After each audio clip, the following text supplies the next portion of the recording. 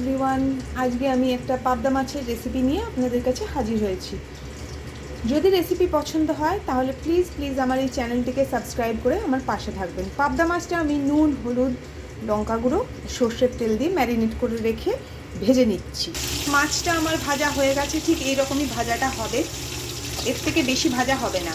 এখানে আমি দুটো পেঁয়াজ, তার সঙ্গে নারকেল কুচি, দুটো শুকনো লঙ্কা, 3-4টে কাঁচা লঙ্কা, সামান্য টমেটো আর এর সঙ্গে সর্ষে খুব ভালো করে বেটে নিচ্ছি। একটুখানি নুনও দেব। নারকেলটা দিলে এর ফ্লেভারটা কিন্তু দারুণ আসবে। দিয়ে দিচ্ছি কাঁচা সর্ষের তেলও, ভালো করে ব্লেন্ড করে নেব। পাবদা মাছের ভাজা তেল যেটা বেঁচেছে তার থেকে কিছুটা তুলে নিয়ে খুব অল্প পরিমাণ তেল আমি এখানে রেখেছি। দিয়ে দিচ্ছি হলুদ, এবার দেবো সামান্য পরিমাণ লঙ্কার গুঁড়ো। বেটে রাখা মশলাটা দিয়ে ভালো করে কষাবো। আপনারা ইচ্ছে করলে এটাকে মাছের মধ্যে মেখেও করতে পারেন পাতা দিয়ে, কিন্তু আমি এইভাবেই করি।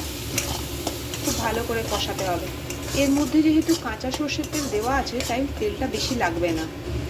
মশলা কষানো হয়ে গেছে, এবার জল ঢেলে দেবো। পাবদা মাছগুলো এবার দিয়ে কিছুক্ষণ ফুটিয়ে নেব, একদম গা মাখা মাখা হবে। 10 মিনিট পর এটাকে কাঁচা লঙ্কা চিড়ে নামিয়ে দেবো। এটা একদম গা মাখা মাখা হয়ে যাবে। গরম ভাতের সঙ্গে সার্ভ করুন এই পাবদা মাছের পাতুরি, আশা করি আপনাদের খুবই ভালো লাগবে।